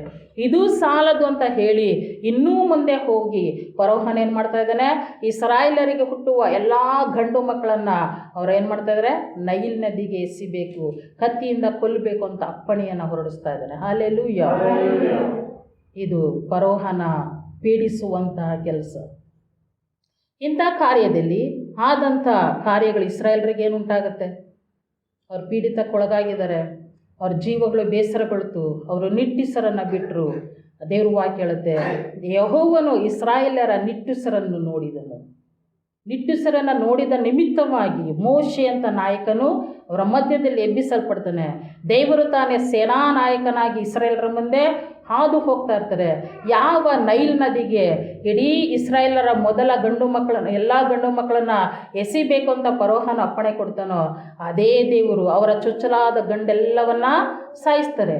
ಅದು ಮಾತ್ರವಲ್ಲದೆ ಶ್ರೇಷ್ಠವಾದಂಥ ವೀರರನ್ನು, ರಥಾಶ್ವಗಳನ್ನು ತೆಗೆದುಕೊಂಡು ದೇಶವನ್ನು ಬಿಟ್ಟು ಹೋಗ್ತಾ ಇದ್ದಂಥ ಇಸ್ರಾಯೇಲರನ್ನು ಐಗುಪ್ತರು ಏನು ಮಾಡ್ತಾರೆ, ಹಿಂಬಾಲಿಸಿಕೊಂಡು ಹೋಗ್ತಾರೆ. ಹಿಂಬಾಲಿಸಿಕೊಂಡು ಹೋಗುವಾಗ ಕೆಂಪು ಸಮುದ್ರ ವಿಭಾಗ ಆಗುತ್ತೆ, ಇಸ್ರಾಯೇಲರೆಲ್ಲ ಆಚೆ ದಡಕ್ಕೆ ಹೋಗ್ತಾರೆ. ಸಮುದ್ರದಲ್ಲಿ ಯಾರು ಮುಳುಗಿದ್ರು? ಐಗುಪ್ತ್ಯರು, ಎಲ್ಲ ಸೈನಿಕರುಗಳು, ಅವರ ರಥಗಳು ಅವೆಲ್ಲ ಮುಳುಗಿಸಲ್ಪಡ್ತವೆ. ದಡದಲ್ಲಿ ಅವರೆಲ್ಲ ಸತ್ತು ಬಿದ್ದಿರುವುದನ್ನು ಇಸ್ರಾಯೇಲರು ನೋಡ್ತಾರೆ. ವಾಕ್ಯವನ್ನು ನೋಡ್ರಿ, ವಿಮೋಚನಕಾಂಡ 14:30. ಹಲ್ಲೆಲೂಯ. ಹುಟ್ಟುವಂಥ ಹುಟ್ಟುವಂಥ ಎಲ್ಲ ಆ ಎಳೆಕೂಸಗಳನ್ನ ನೈಲ್ ನದಿಗೆ ಐಗುಪ್ತರು ಎಸೆದ್ರೆ ದೇವ್ರೇನು ಮಾಡ್ತಾಯಿದ್ದಾರೆ? ಅವರ ಚೊಚ್ಚಲಾದ ಗಂಡನ್ನೆಲ್ಲ ಸಾಯಿಸಿ ಇನ್ನು ಉಳಿದಿರುವಂಥ ಶ್ರೇಷ್ಠವಾದ ರಣವೀರರನ್ನು, ಸೈನಿಕರನ್ನು, ರಥಗಳನ್ನು ಎಲ್ಲಿಗಾಗ್ತಾ ಇದ್ದಾರೆ? ಸಮುದ್ರಕ್ಕೆ ಎಸಿತಾ ಇದ್ದಾರೆ. ಹಲ್ಲೆಲೂಯ. ಅದಕ್ಕೆ ದೇವರು ಹೇಳೋದು, ನೀನು ಮಾಡಿದ್ದೆ ನಿನಗಾಗುವುದು. ಈಗೇನಾಯಿತು? ಇಸ್ರಾಯೇಲ್ಯರನ್ನು ಅವರು ಪೀಡಿಸಿದ ನಿಮಿತ್ತವಾಗಿ, ಹಿಂಸೆ ಪಡಿಸಿದ ನಿಮಿತ್ತವಾಗಿ ಅವರ ದೇಶದ ಬೆಳೆಗಳೆಲ್ಲ ನಾಶವಾಯಿತು. ಅವರ ದೇಶದ ಉತ್ತಮವಾದಂಥ ಅಭಿವೃದ್ಧಿಯ ಕಾರ್ಯಗಳೆಲ್ಲ ನಿಂತು ಹೋಯಿತು. ಯಾಕೆಂದರೆ ದೇವರು ಕಪ್ಪೆಗಳನ್ನು, ಹೇನುಗಳನ್ನು, ರಕ್ತ ಮಳೆಯನ್ನು, ಆನೆಕಲ್ಲು ಮಳೆಯನ್ನು ಎಲ್ಲವನ್ನು ಉಂಟು ಮಾಡಿರ್ತಾರೆ, ಮಿಡತೆಗಳನ್ನ ಉಂಟು ಮಾಡಿರ್ತಾರೆ. ಇದೆಲ್ಲದರ ನಿಮಿತ್ತವಾಗಿ ಅವರಿಗೆಲ್ಲ ಆದಾಯಗಳು ಕುಂಠಿತವಾಗ್ತವೆ ಮತ್ತು ಮರಣ ಇಡೀ ಐಗುಪ್ತ ದೇಶವನ್ನು ಆವರಿಸ್ಕೊಳ್ಳುತ್ತೆ. ಈಗ ನೋಡುವುದಾದರೆ ಅವರೆಲ್ಲ ಸೈನ್ಯವೇ ನಾಶವಾಗ್ತಾ ಇದೆ. ಆದರೆ ಇಸ್ರಾಯೇಲರಿಗೆ ಏನು ಉಂಟಾಗ್ತಾ ಇದೆ? ದೇವರ ದಯೆ ದೊರಕ್ತಾ ಇದೆ. ಅವರು ಕಾಡಿನಲ್ಲಿ ಹಾದು ಹೋಗುವಾಗಲೂ ಪರಲೋಕದ ಮನ್ನವನ್ನು ಭುಜಿಸ್ತಾ ಇದ್ದಾರೆ, ಬಂಡೆಯೊಳಗಿನ ನೀರನ್ನು ಸೇವಿಸ್ತಾ ಇದ್ದಾರೆ ಮತ್ತು ದೇವರವರಿಗೆ ವಾಗ್ದಾನದ ದೇಶವನ್ನು ಕೊಟ್ಟು ದಾಸರಾಗಿದ್ದಂಥವರನ್ನು ಒಂದು ದೇಶವಾಗಿ ಅವರನ್ನು ಮಾರ್ಪಡಿಸಿ ದೇವರೊಂದು ಜನಾಂಗವಾಗಿ ಅವರನ್ನು ಬಲಿಷ್ಠವಾಗಿ ಕಟ್ಟಲ್ಪಡ್ತಾ ಇದ್ದಾರೆ. ಪೀಡಿಸುವವನು ನಾಶವಾಯಿತು, ಆದವರು ಒಂದು ದೇಶವಾಗಿ ನಿಂತರು. ಹಲ್ಲೆಲೂಯ. ಹಾಗಾದರೆ ನೀವು ದೇವರ ಆಜ್ಞೆಗಳನ್ನು ಕೈಕೊಂಡು ನಡೆಯುವುದಾದರೆ ದೇವರೇನು ಮಾಡ್ತಾರೆ? ಇಂಥ ಎಲ್ಲ ಶೋಧನೆಗಳ ನಡುವೆ ಜಯ ಕೊಡ್ತಾರೆ. ಯಾರು ನಿಮ್ಮನ್ನು ಪೀಡಿಸ್ತಾರೋ, ಯಾರು ನಿಮ್ಮನ್ನು ಹಿಂಸೆ ಪಡಿಸ್ತಾರೋ ಅವ್ರಿಗೇನುಂಟು? ಇಂಥದ್ದೇ ಕಥೆಗಳುಂಟು. ಹಲ್ಲೆಲೂಯ. ಹಾಗಾದರೆ ಅಯ್ಯೋ ನಾನೇನೋ ಕಷ್ಟ ಅನುಭವಿಸ್ತಾ ಇದ್ದೇನೆ, ನಾನೇನೋ ದುಃಖ ಅನುಭವಿಸ್ತಾ ಇದ್ದೇನೆ ಅಂತ ಹಾಗಾದರೆ ದೇವರು ವಾಕ್ಯ ಮಾತಾಡ್ತಾ ಇದ್ದಾರೆ, ನನಗೂ ಆ ಥರ ಜಯ ಉಂಟಾಗತ್ತೆ. ಹೌದು, ಖಂಡಿತವಾಗಿ ಉಂಟಾಗತ್ತೆ. ಯಾರು ಆತನ ಆಜ್ಞೆಗಳನ್ನು ಕೈಕೊಂಡು ನಡೆಯುತ್ತಾರೋ, ಯಾರು ದೇವರ ದೃಷ್ಟಿಯಲ್ಲಿ ಮೆಚ್ಚುಗೆಯಾಗಿ ಜೀವಿಸ್ತಾ ಇದ್ದಾರೋ ಅವರಿಗೆ ಇಂಥ ಜಯ ಖಂಡಿತವಾಗಿಯೂ ಉಂಟು. ಹಲ್ಲೆಲೂಯ. ಮತ್ತೆ ವಾಕ್ಯವನ್ನು ನೋಡಿಕೊಳ್ಳೋಣ. ಪೌಲನ ವಿಷಯದಲ್ಲಿ, ಪೌಲನು ಆತನು ಸಭೆಯನ್ನು ಹಿಂಸೆ ಪಡಿಸ್ತಾ ಇರುವಂಥ ಸಮಯದಲ್ಲಿ ದೇವರು ಆತನನ್ನು ಆರಿಸಿಕೊಳ್ತಾರೆ, ಅಪೊಸ್ತಲನಾಗಿ ಮಾರ್ಪಡಿಸ್ತಾರೆ. ಆತನ ಮುಖಾಂತರವಾಗಿ ಅನೇಕ ಸಭೆಗಳನ್ನು ಸ್ಥಾಪನೆ ಮಾಡ್ತಾರೆ. ಸೇವೆಗಳು ಲೋಕವನ್ನು ಅಲ್ಲೋಲ ಕಲ್ಲೋಲ ಮಾಡುವಂಥ ಒಬ್ಬ ಸೇವಕನಾಗಿ ದೇವರು ಪೌಲನನ್ನು ಎಬ್ಬಿಸ್ತಾರೆ. ಆತನ ಕಾರ್ಯಗಳು ಅದ್ಭುತವಾಗಿರ್ತವೆ. ಆತನ ಸೇವೆ ಕಾರ್ಯಗಳು ಇಂದಿಗೂ ಅದು ನಿತ್ಯವೂ ನಿರಂತರವಾಗಿ ಇರತಕ್ಕ ಸಭೆಯಾಗಿ, ಸೇವೆಯಾಗಿ ದೇವರು ಆತನ ಜೀವಿತವನ್ನು ಆಶೀರ್ವದಿಸ್ತಾರೆ. ಇಂಥ ಪೌಲನ ಜೀವಿತದಲ್ಲಿ ಸೈತಾನನಿಂದ ಕಳಿಸಲ್ಪಟ್ಟಂಥ ಒಂದು ಆತ್ಮವು ಬಂದು ಆತನ ಏನು ಮಾಡುತ್ತೆ? ಗುದ್ದುವುದಕ್ಕೆ ಪ್ರಾರಂಭಿಸುತ್ತೆ. ಆಗ ಪೌಲನ ಏನು ಮಾಡ್ತಾನೆ? ದೇವರೇ, ಈ ಪೀಡೆಯನ್ನು ನನ್ನಿಂದ ತೊಲಗಿಸಬೇಕು ಅಂತ ಹೇಳಿ ಬೇಡಿಕೊಳ್ಳುವಾಗ ದೇವ್ರ ವಾಕ್ಯ ಹೇಳುತ್ತೆ, ನನ್ನ ಕೃಪೆಯೇ ನಿನಗೆ ಸಾಕು. ಹಲ್ಲೆಲೂಯ. ವಾಕ್ಯ ಬೇಕಾದರೆ ಬರ್ಕೊಳ್ರಿ. 2 ಕೊರಿಂಥ 12ನೇ ಅಧ್ಯಾಯ 7ನೇ ವಚನ. 2 ಕೊರಿಂಥ 12 7ನೇ ವಚನ. ಅದು ಕೊನೆಯ ಭಾಗದಲ್ಲಿ, ಸೈತಾನ ದೂತರಲ್ಲಿ ಒಬ್ಬನು ನನ್ನ ಬಳಿಗೆ ಕಳುಹಿಸಲ್ಪಟ್ಟನು, ನಾನು ಅತಿಶಯವಾಗಿ ಹೆಚ್ಚಿಸಿಕೊಳ್ಳಬಾರದೆಂತಲೇ ಇದಾಯಿತು. ಈ ಪೀಡೆಯ ವಿಷಯದಲ್ಲಿ ಅದು ನನ್ನನ್ನು ಬಿಟ್ಟು ಹೋಗಬೇಕೆಂದು 3 ಸಾರಿ ಕರ್ತನನ್ನು ಬೇಡಿಕೊಂಡನು. ಅದಕ್ಕಾತನು, ನನ್ನ ಕೃಪೆಯೇ ನಿನಗೆ ಸಾಕು, ಬಲಹೀನತೆಯಲ್ಲಿಯೇ ಬಲವು ಪೂರ್ಣ ಸಾಧಕವಾಗುತ್ತದೆ ಎಂದು ನನಗೆ ಹೇಳಿದ್ದಾನೆ. ಹಲ್ಲೆಲೂಯ. ಈಗ ಆತನಿಗೆ ಆ ಪೀಡೆಯ ವಿಷಯದಲ್ಲಿ, ಅಂದರೆ ಸೈತಾನನಿಂದ ಕಳಿಸಲ್ಪಟ್ಟಂಥ ದುರಾತ್ಮದ ವಿಷಯದಲ್ಲಿ ವೇದ ಪಂಡಿತರು ಹೇಳೋದೇನೆಂದರೆ, ಆತನಿಗೆ ವಿಪರೀತ ತಲೆನೋವಿರ್ಬೋದು, ಅಥವಾ ಕಿವಿ ನೋವು ಇರ್ಬೋದು, ಅಥವಾ ಕಾಲು ನೋವು ಇರ್ಬೋದು, ಅಥವಾ ಶರೀರದ ಟೆಂಪ್ಟೇಷನ್ ಇರ್ಬೋದು ಅಂತ. ಅಂದರೆ ಪರ್ಟಿಕ್ಯುಲರಾಗಿ ಇದೆ ಅಂತಲ್ಲ, ಆದರೆ ಆತನು ದೊಡ್ಡ ಅಪೊಸ್ತಲನಾಗಿ ಸೇವೆ ಕಾರ್ಯಗಳನ್ನು ಮಾಡುವಾಗ ಸೈತಾನನು ಆತನನ್ನು ಕಟ್ಟಿ ಹಾಕಬೇಕಂತ ಹೇಳಿ ಸೈತಾನನಿಂದ ಕಳಿಸಲ್ಪಟ್ಟಂಥ ದುರಾತ್ಮ ಆತನನ್ನು ಪೀಡಿಸುವಾಗಲ ಆತನ ಏನು ಮಾಡ್ತಾ ಇದ್ದಾನೆ? ಆ ದುರಾತ್ಮದ ಪೀಡಿತಕ್ಕೆ ಒಳಗಾಗದೆ ಕುಗ್ಗಿ ಹೋಗದೆ, ಬಲಹೀನನಾಗದೆ, ದೇವರ ಪಾದವನ್ನು ಹಿಡಿದುಕೊಂಡು ದೇವರ ಕೃಪೆಯಲ್ಲಿ ನಿಂತವನಾಗಿ ಸೇವೆ ಕಾರ್ಯಗಳನ್ನು ಮಾಡುತ್ತಾ ಹೋಗಿದ್ದರ ನಿಮಿತ್ತವಾಗಿ ಆ ಪೀಡೆ ಗೆಲ್ತಾ ಪೌಲನು ಗೆದ್ದನು. ಶ್ರೇಷ್ಠವಾದ ಸಭೆಗಳ ಸ್ಥಾಪಕನಾಗಿ ನಿಂತನು. ಆತನು ಬರೆದ ಪತ್ರಿಕೆಗಳು ಇನ್ನೂ ಲೋಕದಾದ್ಯಂತವಾಗಿ ಸಭೆಗಳನ್ನು ಹೇಗೆ ನಡೆಸಿಕೊಂಡು ಹೋಗಬೇಕು, ಭಕ್ತಿಯ ಜೀವಿತ ಅಂದರೆ ಏನು, ಅದನ್ನು ನಾವಿನ್ನೂ ಧ್ಯಾನ ಮಾಡ್ತಲೇ ಇದ್ದೇವೆ. ಹಾಲೆಲೂಯ. ಪೀಡಿಸುವಂಥ ಅಶುದ್ಧಾತ್ಮಕ್ಕೆ ಸೋಲುಂಟಾಯಿತು. ಪೀಡಿತಕ್ಕೆ ಒಳಗಾದಂಥ ಪೌಲನು ಹೇಳುವ ಕೊನೆಯ ಮಾತು, ನಾನು ಶ್ರೇಷ್ಠ ಹೋರಾಟವನ್ನು ಮಾಡಿದ್ದೇನೆ, ನನ್ನ ಓಟವನ್ನು ಕಡೆಗಾಣಿಸಿದ್ದೇನೆ, ನೀತಿವಂತರಿಗೆ ಸಿಕ್ಕುವ ಜಯಮಾಲೆ ನನಗೆ ಸಿದ್ಧವಾಗಿದೆ. Hallelujah, hallelujah. ಅಂಥ ಓಟ ನಾವೆಲ್ಲರೂ ಓಡಬೇಕಾಗಿದೆ ಹೊರತು ಸೈತಾನನಿಂದ ಕಳಿಸಲ್ಪಟ್ಟಂಥ ಅಶುದ್ಧಾತ್ಮಕ್ಕೆ ನಾನು ಒಳಗಾಗಿ ನನ್ನ ಸುತ್ತಲಿರೋರನ್ನ ನಾನು ಪೀಡಿಸ್ತೇನೆ ಅನ್ನೋದಾದರೆ ನಾನು ಏನಾಗ್ತಾ ಇದ್ದೇನೆ? ಫರೋಹನ ಸ್ಥಾನದಲ್ಲಿ ನಿಲ್ತಾ ಇದ್ದೇನೆ, ಸೌಲನ ಸ್ಥಾನದಲ್ಲಿ ನಿಲ್ತಾ ಇದ್ದೇನೆ. ಕೋಟ್ಯಾಂತರ ರೂಪಾಯಿ ಸಾಲವನ್ನು ಮಾಡಿ ಮನ್ನಾ ಮಾಡಿಸಿಕೊಂಡು ತಿರ್ಗಾ ಕರ್ತನ ದೃಷ್ಟಿಯಲ್ಲಿ ಬಯಸಿಕೊಂಡು ಸೆರೆಮನೆಗೆ ಹಾಕಿಸಲ್ಪಟ್ಟು ಪೀಡಿಸುವವರ ಕೈಗೆ ಒಳಗಾದಂಥ ವ್ಯಕ್ತಿಯಾಗೆ ಹೋಲಿಕೆಯಾಗಿದ್ದೇನೆ. ಹಾಲೆಲೂಯ. ಇದೇ ಪೌಲನ ವಿಷಯದಲ್ಲಿ ಮಹಾಯಾಜಕರು ಯಹೂದ್ಯರು ರೋಮಾಪುರದ ಚಕ್ರವರ್ತಿಗೆ ಒಂದು ಪತ್ರವನ್ನು ಬರೀತಾರೆ. ಈ ಮನುಷ್ಯನು ಒಬ್ಬ ಪೀಡಿಯಂತಿದ್ದಾನೆ, ಪಾಷಾಂಡ ಮತದ ವಿಷಯವಾಗಿ ಬೋಧನೆ ಮಾಡುತ್ತಾನೆ ಅಂತ ಬರೆಯಲ್ಪಡ್ತಾರೆ. ಮಹಾಯಾಜಕರು ಯಾರು? ದೇವಾಲಯದಲ್ಲಿ ನಿಂತು ಕರ್ತನ ಸಮ್ಮುಖದಲ್ಲಿ ನಿಂತು ಯಜ್ಞಗಳನ್ನು ಸಮರ್ಪಿಸುವಂಥವರು, ಆರಾಧನೆ ನಡೆಸುವಂಥವರು. ಯಹೂದ್ಯರು ಯಾರು? ದೇವರಿಂದ ಆರಿಸಲ್ಪಟ್ಟಂಥ ಇಸ್ರಾಯೇಲ್ಯರು. ಹಾಲೆಲೂಯ. ಆದರೆ ಯಾವ ಬಾಯಿಂದ ಅವರು ಪೀಡೆ ಪಾಷಾಂಡ ಮತ ಅಂತ ಹೇಳ್ತಾರೋ ಅದೇ ಪೀಡಿ ಅಂತಿದ್ದ ದೈವ ಮನುಷ್ಯನಾದಂಥ ಪೌಲನ ಮುಖಾಂತರವಾಗಿ ಇನ್ನಾದರೂ ಆತನ ಬಗ್ಗೆ ನಾವೇನು ಮಾಡ್ತಾ ಇದ್ದೇವೆ? ಮಾತಾಡ್ತಾನೆ ಇದ್ದೇವೆ.